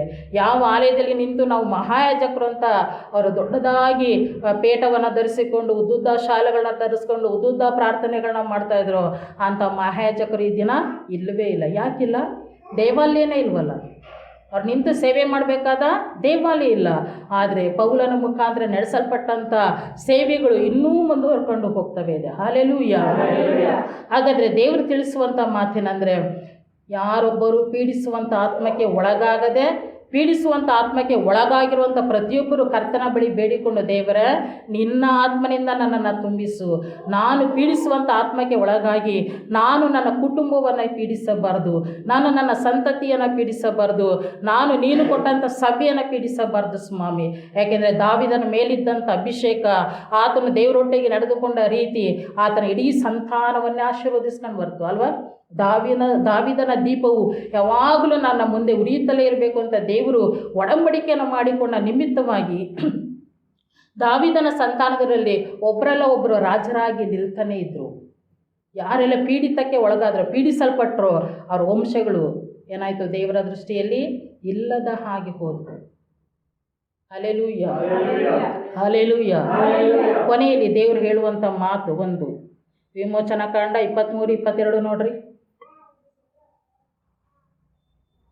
ನೀವು ಆತನ ಮಾತನ್ನು ಶ್ರದ್ಧೆಯಿಂದ ಲಾಲಿಸಿ ನನ್ನ ಆಜ್ಞೆಗಳನ್ನೆಲ್ಲ ನಡೆಸಿದರೆ ನಾನು ನಿಮ್ಮ ಶತ್ರುಗಳಿಗೆ ಶತ್ರುವಾಗಿಯೂ ನಿಮ್ಮನ್ನು ಪೀಡಿಸುವವರನ್ನು ಪೀಡಿಸುವವನಾಗಿಯೂ ಇರುವೆನು. Hallelujah, hallelujah. ನೀವು ನನ್ನ ಆಜ್ಞೆಗಳನ್ನು ಏನು ಮಾಡಬೇಕು? ಕೈಕೊಂಡು ನಡಿಬೇಕು. ಆತನ ಮಾತನ್ನೆಲ್ಲ ಕೇಳಿಸ್ಕೊಳ್ಬೇಕು, ಆಜ್ಞೆಗಳನ್ನು ಕೈಕೊಂಡು ನಡಿಬೇಕು. ಈ ರೀತಿ ಮಾಡೋದಾದರೆ ನಿಮ್ಗೆ ಯಾರಾದರೂ ಶತ್ರು ಇದ್ದರೆ ಅವರಿಗೆ ಶತ್ರು ಯಾರು? ದೇವರೇ ಶತ್ರು. ನಿಮ್ಗೆ ಯಾರಾದರೂ ಪೀಡಿಸುವವರಿದ್ದರೆ ಅವ್ರನ್ನ ಪೀಡಿಸೋರು ಯಾರು? ದೇವರೇ. ಹಲ್ಲೆಲೂಯ. ಆ ವಿಷಯದಲ್ಲಿ ದೇವರು ತಿಳಿಸ್ತಾ ಇದ್ದದ್ದೇನೆಂದರೆ, ಈಗ ಪೀಡಿಸುವವ್ರ ಪರಿಸ್ಥಿತಿ ಹೆಂಗಿರುತ್ತೆ ಅಂದರೆ, ಅವರು ಪೀಡಿಸಿ ಅವ್ರು ಅಂದುಕೊಂಡದ್ದನ್ನು ಸಾಧನೆ ಮಾಡ್ತಾರೆ. ಓಕೆನಾ? ಈಗ ಡೆಲಿಲಳು ಏನು ಮಾಡ್ತಾಳೆ? ಸಂಸೋನನನ್ನು ಪೀಡಿಸ್ತಾಳೆ. ಪೀಡಿಸಿದ್ದರಿಂದ ಡೆಲಿಲಳಿಗೆ ಏನಾಗುತ್ತೆ? ಜಯ ಸಿಕ್ಕೋದ್ರಿಂದ ಅವಳೇನು ಮಾಡ್ತಾಳೆ? ಅಭಿಷಕ್ತನಾದಂಥ ಸಂಸೋನನು ಫಿಲಿಸ್ತ್ಯರ ಕೈಯಿಂದ ಹತನಾಗುವ ರೀತಿಯಲ್ಲಿ ಮುಂದಿನ ಸಂಗತಿಗಳನ್ನ ನಾವು ನೋಡ್ತೇವೆ. ಅವನು ಹೇಗೆಲ್ಲ ಇದಾದ, ಯಾವ ಥರ ಬೀಸುವುದಕ್ಕೆ ಹಚ್ಚಿದ್ರು, ಮತ್ತು ಆತನು ಹೇಗೆ ಮರಣವನ್ನು ಹೊಂದಿದ ಅಂತ. ಆದರೆ ಡೆಲಿಲಳ ಪರಿಸ್ಥಿತಿ ಏನಾಗಿರ್ಬೋದು? ಖಂಡಿತವಾಗಿ ದೇವರು ದುರ್ಗತಿ ಉಂಟು ಮಾಡಿರ್ತಾರಲ್ವ. ಯಾಕೆಂದರೆ ಬೀಳಾಮನು ಬಾಳ್ಪೆಗೋರ ಸಂಗತಿಯಲ್ಲಿ ಆ ಬಾಲಾಕ ರಾಜನಿಗೆ ಹೇಗೆ ರಹಸ್ಯವನ್ನು ಹೇಳಿಕೊಟ್ಟು ಬರ್ತಾನೆ, ಹಣವನ್ನು ಸಂಪಾದನೆ ಮಾಡ್ಕೊಂಡು ಬರ್ತಾನೆ. ಆದರೆ ದೇವ್ರ ವಾಕ್ಯ ಹೇಳುತ್ತೆ ಬೀಳಾಮನ ತಲೆಯನ್ನು ಕಡಿದು ಹಾಕಿದರು ಅಂತ. ಒಬ್ಬ ಇಸೇಬೆಲಳು ಎದ್ದು ನಿಂತು ಎಲ್ಲ ಇಸ್ರೇಲರನ್ನ ಬಾಧಿಸ್ತಾಳೆ, ಪೀಡಿಸ್ತಾಳೆ. ಅವಳ ದುರ್ಗತಿ ಏನಾಯಿತು ಅಂದರೆ, ಅವ್ರು ಪೀಡಿಸುವಂಥ ಸಮಯದಲ್ಲಿ ಎಲ್ಲವೂ ಅವ್ರು ಅಂದುಕೊಂಡಂಥ ಕಾರ್ಯಗಳು ಜರುಗ್ತಾನೆ ಇರುತ್ತೆ, ಸಕ್ಸಸ್ ಆಗ್ತಾ ಇರುತ್ತೆ. ನಾನು ಪೀಡಿಸ್ತಾ ಇರೋದ್ರಿಂದ ನನಗೇನು ಉಂಟಾಗ್ತಾ ಇದೆ? ಜಯ ಉಂಟಾಗ್ತಾ ಇದೆ. ಪೀಡಿತಕ್ಕೆ ಒಳಗಾದವರ ನಿಟ್ಟೀಸರು ಯಾರು ನೋಡ್ತಾ ಇರ್ತಾರೆ? ದೇವ್ರು ನೋಡ್ತಾ ಇರ್ತಾರೆ. ಆ ಕಣ್ಣೀರು ಯಾರು ನೋಡ್ತಾ ಇರ್ತಾರೆ? ದೇವ್ರು ನೋಡ್ತಾ ಇರ್ತಾರೆ. ಮನೋವ್ಯತ್ಯೆ ದೇವ್ರು ನೋಡ್ತಾ ಇರ್ತಾರೆ. ದೇವರ ಎದ್ದು ಆ ದಿನ ನಿಮಗೆ ಶತ್ರುವಾಗಿಯೂ ಆ ದಿನ ನಿಮ್ಮನ್ನು ಪೀಡಿಸುವವರಾಗಿಯೂ ನಿಲ್ಲುವಾತನಾಗಿದ್ದಾನೆ. ದೇವರ ಕೈಯಲ್ಲಿ ಸಿಕ್ಕಿ ಬೀಳುವುದು ಭಯಂಕರವಾದದ್ದು. ಹಲ್ಲೆಲೂಯಾ. ಹಾಗಾದರೆ ನಿಮ್ಮ ಜೀವಿತಗಳನ್ನು ಕರ್ತನ ತೋಟಿಗೆ ಒಪ್ಪಿಸಿಕೊಟ್ಟು ಕರ್ತನ ಕೃಪೆಯನ್ನು ಹೊಂದಿಕೊಂಡು ಆತನ ಆಜ್ಞೆಗಳನ್ನು, ಆತನ ವಾಕ್ಯಗಳನ್ನು ಲಾಲಿಸಿ ಪಾಲಿಸಿ ನಡೆದುಕೊಳ್ಳುವುದು ಶ್ರೇಷ್ಠವಾದ ಸಂಗತಿಯಾಗಿದೆ. ಹಲ್ಲೆಲೂಯಾ. ದೇವರ ವಾಕ್ಯಗಳನ್ನು ಆಶೀರ್ವದಿಸಲಿ. ಮಹಾಪರಿಶುದ್ಧನಾದಂಥ ಪರಲೋಕದಲ್ಲಿರುವ ನನ್ನ ತಂದೆಯಾದಂಥ ದೇವರೇ, ಅಪ್ಪ ನಿನ್ನ ನಾಮಕ್ಕೆ ಸ್ತೋತ್ರ ಸ್ವಾಮಿ. ದೇವರೇ, ನಿಮ್ಮ ಶತ್ರುಗಳಿಗೆ ನಾನು ಶತ್ರುವಾಗಿಯೂ ನಿಮ್ಮನ್ನು ಪೀಡಿಸುವವರಿಗೆ ನಾನು ಪೀಡಿಸುವವನಾಗಿಯೂ ಇರುವೆನು ಎಂದು ನೀನು ಹೇಳಿದೆಯಲ್ಲಪ್ಪ. ಕೋಟ್ಯಾಂತರ ರೂಪಾಯಿ ಸಾಲ ಮಾಡಿದಂಥ ವ್ಯಕ್ತಿಯನ್ನು ಕರ್ತನೆಯಪ್ಪ, ಹೇಗೋ ಕರ್ತನೆಯಪ್ಪ, ನೀನು ತಾನೇ ಮನ್ನಿಸುವಂಥ ಸಮಯದಲ್ಲಿ, ಅಂದರೆ ಕೋಟ್ಯಾಂತರ ಪಾಪಗಳನ್ನು ಮಾಡಿದಂಥ ವ್ಯಕ್ತಿಗಳನ್ನು ನೀನು ಮನ್ನಿಸುವಾಗ ಅಂಥ ವ್ಯಕ್ತಿಗಳು ಕರ್ತನೆಯಪ್ಪ, ಹೇಗೋ ಕರ್ತನೆ ಸಣ್ಣ ಪುಟ್ಟ ತಪ್ಪುಗಳನ್ನು ಪಾಪಗಳನ್ನು ಮಾಡುವಂಥ ವ್ಯಕ್ತಿಗಳನ್ನು ಅಪ್ಪ ಕತ್ತು ಹಿಸುಕಿ ಹಿಂಸೆ ಪಡಿಸುವಂಥ ಕಾರ್ಯದಲ್ಲಿರುವಾಗ ನೀನು ಅಂಥವರನ್ನು ಪೀಡಿಸುವವರ ಕೈಗೆ ಒಪ್ಪಿಸಿಕೊಡುವನಾಗಿದೆಯಲ್ಲಪ್ಪ. ಕರ್ತನಾದಂಥ ದೇವರೇ, ನಾನು ನಿಮ್ಮನ್ನು ಕರುಣಿಸಿದ ಹಾಗೆ, ನಾನು ನಿಮ್ಮನ್ನು ಕ್ಷಮಿಸಿದ ಹಾಗೆ ನೀವು ಕರುಣಿಸಬಾರದಾಗಿತ್ತೆ, ನೀವು ಕ್ಷಮಿಸಬಾರದಾಗಿತ್ತೆ ಎಂದು ಕರ್ತನೆ ಕೇಳುವ ಕರ್ತನಾಗಿದೆಯಲ್ಲಪ್ಪ. ಅದಕ್ಕಾಗಿ ನಿನಗೆ ಸ್ತೋತ್ರ. ಯಾಕೆಂದರೆ ನೀನು ಶ್ರೇಷ್ಠವಾದ ನ್ಯಾಯಾಧಿಪತಿಯಾಗಿದೆಯಲ್ಲಪ್ಪ. ಅದಕ್ಕಾಗಿ ನಿನ್ನ ನಾಮಕ್ಕೆ ಸ್ತೋತ್ರ. ಪ್ರತಿಯೊಬ್ಬರ ಅಂತರಂಗದ ಗುಟ್ಟುಗಳನ್ನು ಹಿಡಿದು ಸ್ವಾಮಿ ವಿಚಾರಿಸುವಂಥ ಕರ್ತನು ನೀನಾಗಿದೆಯಲ್ಲಪ್ಪ. ಅದಕ್ಕಾಗಿ ಸ್ತೋತ್ರ ದೇವರೇ. ನರಮನುಷ್ಯರಿಂದ ತಪ್ಪಿಸಿಕೊಳ್ಳಬಹುದು ಸ್ವಾಮಿ, ಸರ್ವಶಕ್ತನಾದ ದೇವರ ಕೈಯಿಂದ ತಪ್ಪಿಸಿಕೊಳ್ಳುವುದು ರಜ ಅದು ಅಸಾಧ್ಯವಾಗಿದೆಯಲ್ಲಪ್ಪ. ಅದಕ್ಕಾಗಿ ನನಗೆ ಸ್ತೋತ್ರ. ಉನ್ನತನಾದಂಥ ನನ್ನ ದೇವರೇ, ಮಹಿಮೆಯ ರಾಜನೇ, ಹೇಗೋ ಕರ್ತನಪ್ಪ, ಪೀಡಿಸುವವರ ದುರ್ಗತಿಗಳು ಏನಾಯಿತು, ಪೀಡಿತಕ್ಕೆ ಒಳಗಾದವರ ಪರಿಸ್ಥಿತಿ ಹೇಗೆ ಆಶೀರ್ವದಿಸಲ್ಪಟ್ಟಿತ್ತು ಎಂಬುದನ್ನು ನೀನು ತಾನೇ ವಿವರಿಸಿ ಹೇಳಿರುವಾಗ ಕರ್ತನೆ, ಈ ಸಭೆ ಕರ್ತನೆ ಇದನ್ನು ಕೇಳಿ ಕರ್ತನಪ್ಪ, ನೀನು ಕರ್ತನಪ್ಪ ತಿಳಿಸುವಂಥ ಸಂಗತಿಗಳಲ್ಲಿ ತಮ್ಮ ಜೀವಿತವನ್ನು ಬದಲಾಯಿಸಿಕೊಂಡು ಎಚ್ಚರಿಸಿಕೊಂಡು ಕರ್ತನೆ ನಿನ್ನ ಮುಂದೆ ದೀನ ಮನಸ್ಸಿನಿಂದ ಕಾಣಿಸಿಕೊಳ್ಳುವಾಗೆ ದೇವರೇ ಕೃಪೆ ತೋರಿಸು ಕರ್ತನೆ. ನಿನ್ನ ನಾಮಕ್ಕೆ ಸ್ತೋತ್ರಪ್ಪ. ಹೇಗೋ ಕರ್ತನೆ, ಫರೋಹನು ಹೆಚ್ಚಿಸಿಕೊಂಡು ಕರ್ತನಪ್ಪ ಪೀಡಿಸಿದನು ರಾಜ, ಸೌಲನು ತನ್ನನ್ನು ಹೆಚ್ಚಿಸಿಕೊಂಡು ಪೀಡಿಸಿದನು ರಾಜ. ಆದರೆ ಅವರ ದುರ್ಗತಿಗಳು ಅಂತ್ಯಾವಸ್ಥೆಗಳು ಕರ್ತನೆ ಅದು ಕಠೋರವಾಗಿತ್ತಲ್ಲ ಸ್ವಾಮಿ. ಕರ್ತನಾದಂಥ ದೇವರೇ, ಸಭೆಯ ಮಕ್ಕಳ ಜೀವಿತಗಳು ದೇವರೇ, ಅವರ ಕುಟುಂಬಗಳು ಕರ್ತನೆಪ್ಪ ಅಂಥ ಹೀನ ಸ್ಥಿತಿಗೆ ಹೋಗಬಾರದೆಂದು ರಾಜ ನ್ಯಾಯ ವಿಚಾರಿಸುವ ದೇವರು ಕರ್ತನೆಪ್ಪ ನೀನು ಖುದ್ದಾಗಿ ಎಚ್ಚರಿಸುವಾಗ ದೇವರೇ, ನಿನ್ನ ಎಚ್ಚರಿಕೆ ಮಾತುಗಳಿಗೆ ದೇವರೇ, ನೀವು ಉಪದೇಶಗಳಿಗೆ ದೇವರೇ ಕಿವಿಗೊಟ್ಟು ತಮ್ಮ ನಿರ್ಧಾರಗಳನ್ನು, ತಮ್ಮ ನಡೆ ನುಡಿಗಳನ್ನು ಬದಲಾಯಿಸಿಕೊಂಡವರಾಗಿ ನಿಲ್ಲುವಾಗೆ ಕೃಪೆ ತೋರಿಸು ಕರ್ತನೆ. ನಿನ್ನ ನಾಮಕ್ಕೆ ಸ್ತೋತ್ರ. ಹಾಗೆ ಮಾಡುತ್ತೀಯಲ್ಲಪ್ಪ. ಅದಕ್ಕಾಗಿ ನನಗೆ ಸ್ತೋತ್ರ. ಪವಿತ್ರಾತ್ಮನ ವರ್ಷ ಎಂದು ಹೇಳಿರುವಾಗ ರಾಜ, ಪರಿಶುದ್ಧಾತ್ಮನ ಸಹವಾಸದಲ್ಲಿ ಅನೋನ್ಯತೆಯಲ್ಲಿ ಜೀವಿಸಬೇಕೆ ಹೊರತು ರಾಜ ಅಶುದ್ಧಾತ್ಮಗಳ ಪೀಡನೆಯ ಕಾರ್ಯಗಳೇ ಒಳಗಾಗಬಾರದು ಸ್ವಾಮಿ. ನಿನ್ನ ನಾಮಕ್ಕೆ ಸ್ತೋತ್ರ. ದೇವ ಜನರು ಎಂದು ನೀನು ಕರೆದಿರುವಾಗ ನೀಚರು ಎಂದು ಕರ್ತನೆಪ್ಪ ನಿನ್ನ ಬಾಯಿಂದ ಅನ್ನಿಸಿಕೊಳ್ಳದೆ ರಾಜ, ಬಲಾನಂಬಿಗಸ್ತನಾದ ಒಳ್ಳೆ ಆಡು ಎಂದು ಕರ್ತನೆ ನಿನ್ನ ಕೈಯಿಂದ ಹೊಗಳಿಸಿಕೊಳ್ಳುವಂಥ ಅಪ್ಪ ಸದಸ್ಯರುಗಳಾಗಿ ಸಭೆಯವರಾಗಿ ಇವರು ನಿಲ್ಲುವಾಗಿ ಕೃಪೆ ತೋರಿಸು. ಹಾಗೆ ಮಾಡುತ್ತಿ ಎಂದು ನಂಬಿ ಯೇಸುವಿನ ಹೆಸರಿನಲ್ಲಿ ಪ್ರಾರ್ಥಿಸಿದ್ದೇವೆ ನಮ್ಮ ಜೀವಳ ತಂದೆಯೇ. ಆಮೇನ್.